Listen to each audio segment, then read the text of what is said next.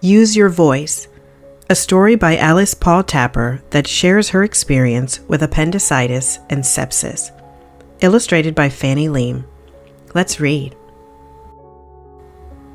It was the middle of the night when I woke up to the worst tummy pain I'd ever felt. It was awful, and I had no idea what was causing it. My mom promised she'd take me to the doctor in the morning if I still felt sick. Unfortunately, the next morning, the pain hadn't lessened at all. My mom knew it was time to take me to the hospital. My dad said he would leave work right away and meet us there. It was scary not knowing what was wrong. "We'll make you feel better as soon as we can," the nurse assured me. The hospital was a frightening new place to me. There were lots of beeping noises, strange smells, and I could even hear a baby crying. The doctor showed me a chart that measures pain and said, "Point to which pain face you feel most like right now. How much are you hurting?" But I was nervous and didn't know which one to pick.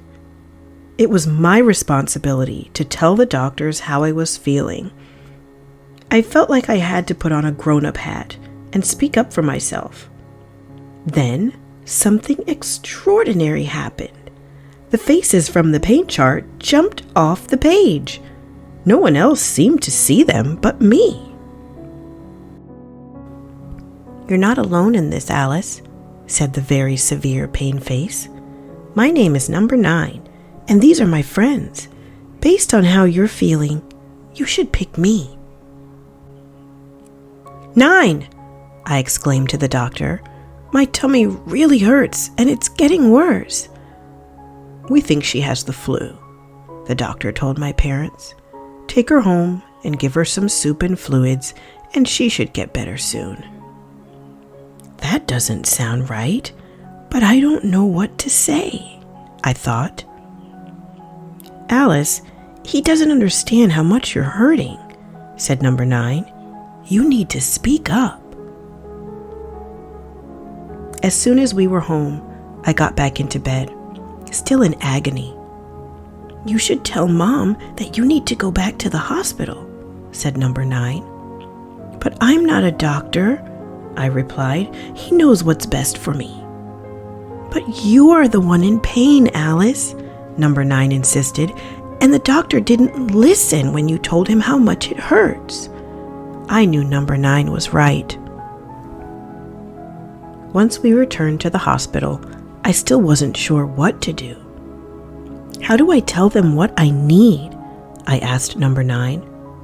"Tell them you're not leaving until they figure out what's wrong with you," said number 9, "and that you want them to take your pain seriously." But before I could say anything, the doctor told my parents they didn't think I needed any tests done to determine the problem. "It looks like she might be getting better," said the doctor. "I'm not getting better," I thought.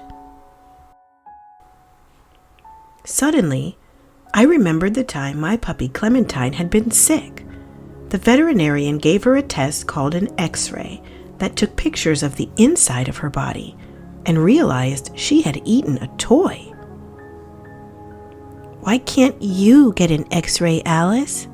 number 9 asked. So, quietly, I tried.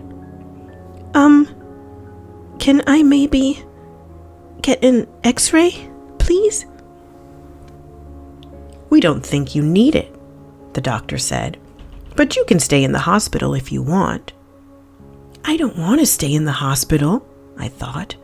"You still don't know for sure what's wrong with me, and my tummy hurts even more than before." Soon after that, the pain got even worse. I could barely walk. I was very sick. My parents were incredibly worried.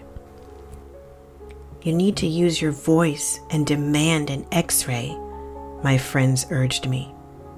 When the doctor came back to check on me again, he asked if I was feeling any better. "No!" I shouted.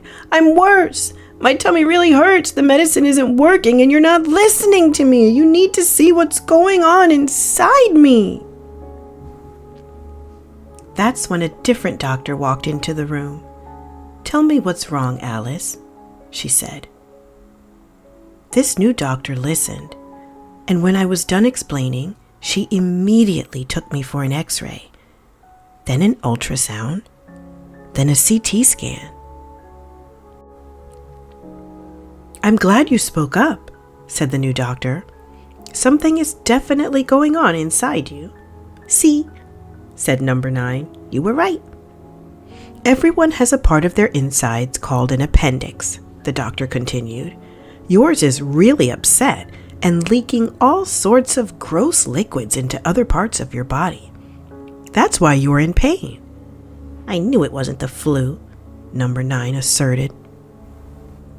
The doctor told me that she and her team needed to operate to clean up all that gross liquid, so they'd give me medicine to make me fall asleep during the surgery. I was scared, but also relieved to finally know what was wrong. "It's okay to be scared," number 9 assured me. "It's normal to be scared, but you'll feel better after. Pretty soon, you'll be pointing to me on the chart," said number 0.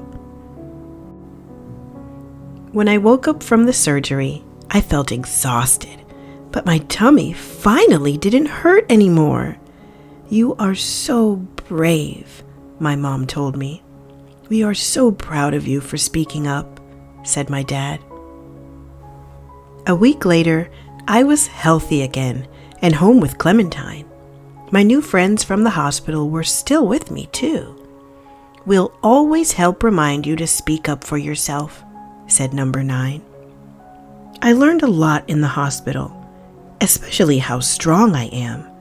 And even though I'm a kid, I have the power to advocate for myself, to be my own supporter, and so do you. No matter how old you are, remember that you can always trust yourself. No one knows your body better than you do. So work up some courage, ask for help, and always use your voice. Happy reading.